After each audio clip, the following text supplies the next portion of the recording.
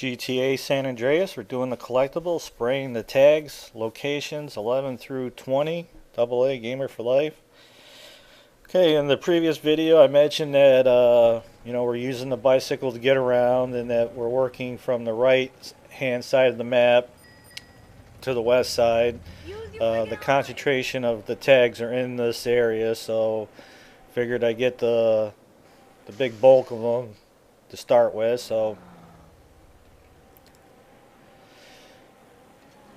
And like I mentioned, I'm using the bicycle because I want to max out my cycling skill, so when I get to the BMX challenge I can do that without too much troubles, because you want your cycling skill to be maxed out when you do the BMX challenge.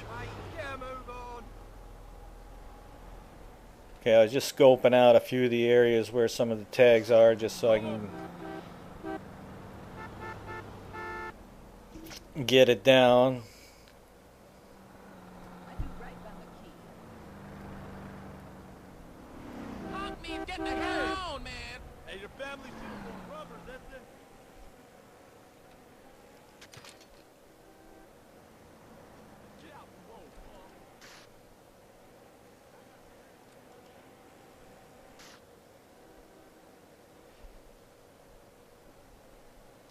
I love how they got a tag way back here in the back of an alley where nobody can see it.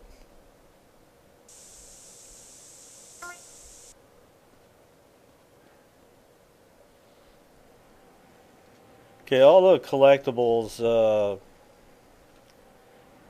exception of the jumps. The jumps will give you $500 a jump, but the tags give you 4 weapons at CJ's house, and then the snapshots give you 4 weapons at the garage, and then the horseshoes will give you 4 weapons at the Four Dragons Casino. But along with having the weapons with the horseshoes, it maxes out your luck too, which makes making a little bit of money gambling a little bit easier.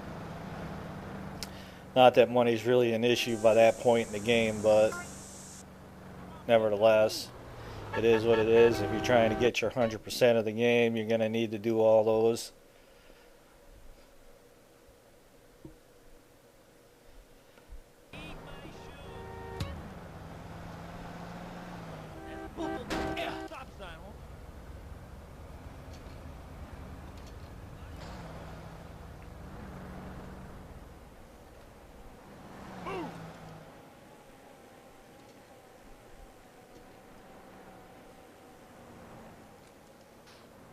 I'm gonna pay for this.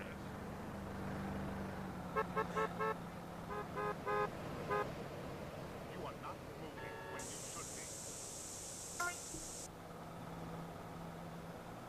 I like being able to get a lot of this stuff done in the beginning of the game. Not that you would have any trouble doing any of the beginning missions, but I just like having all this stuff done. I got the oysters done. Did the ambulance, so that makes puts your health at max capacity. And then before I actually start doing the missions, I'll go ahead and do the vigilante out here. One of my favorite things to do in San Andreas is the vigilante missions. I like to grab a bike, but in order to do that, I have to make several trips out to Las Venturas and get the minigun. Without the minigun, doing the vigilante missions would be very difficult to do.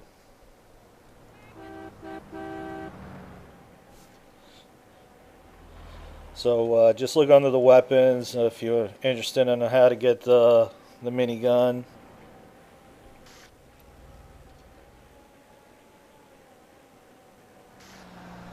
Then just follow how I do the vigilante out here.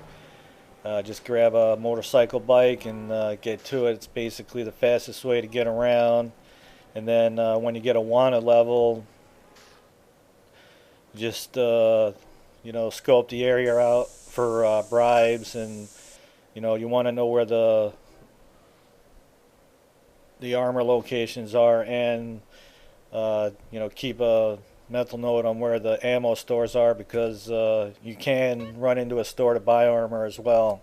So, not that That's usually an issue. I kind of know Los Santos pretty well. I also did the vigilante missions on all the areas, San Fierro and Las Venturas. You know, just something I wanted to do, and I made videos on them as well. So,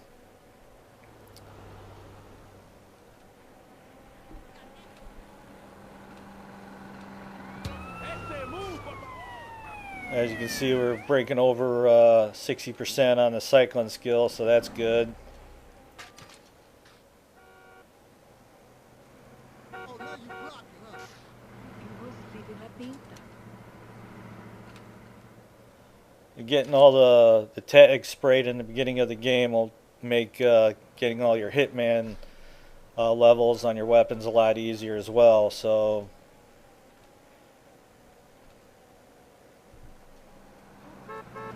even if you follow some of the tricks on getting as much money as I did, you can't buy AK ammo or anything like that. So the only way to really get an AK in the beginning part of the game is one, find the location and go back and forth to it, and that wouldn't give you enough ammo. But once you get into CJ's house and all the tags are sprayed, you can just easily just go in there. You pick up the ammo, you save the game, you walk outside the door, come back in, and pick it up, save the game, and just continue that till you get enough ammo. Just follow those videos on how to get all your hitman levels up. I love to do that in the beginning of the game. I don't want to be playing later on and working on hitman levels at that particular time. I'm like, every weapon that you can carry that has a hitman level, I'll have done in the beginning part of the game. It also makes doing the shooting challenges a little easier as well. One of my biggest beefs in this game is the shooting challenge. Kind of sucks that it's not kind of like Saints Row. Go in there, it's like if you get to the shotgun or the AK level and you fail, you have to go back and do the pistol, the submachine gun again, and that just sucks. It's like, come on, if you completed the pistol or the submachine gun, you should just be able to jump to the next challenge without having to do them all over again, and that's kind of the way it works. So, I'm not 100% sure if I'm going to do the shooting challenges or not. We'll see. I'm still playing the game at this particular point. Wanted to get these collectible videos done first and get them out of the way.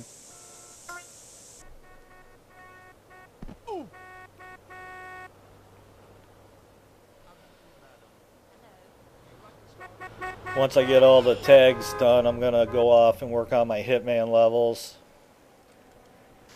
What is your problem? I haven't sure, like, before I get into doing the missions, I'll make sure that I do the taxi, get the taxi missions done, go find the pimp car and do the pimping missions, get that out of the way. And I've done the courier down here in Los Santos as well. So, all right, we got one more tag to go, and that's going to wrap up 11 through 20. Now, what'll happen is, if you know the game well, the last tags I did there are part of the mission, tagging the turf, tagging the turf. Anyway, I was always wondering what happens if you do all 100 before you do that mission, and what'll happen is those tags will just be empty. So let's say you get 100 of the tags, and then when the mission starts, you'll only have 94, but the weapons are still in CJ's house, so it ain't a big thing. Alright, so that takes care of 20. Go ahead and break the video here. We'll be back with the next 10. AA Gamer for Life. If you like the videos, you can always support us by checking out the ads.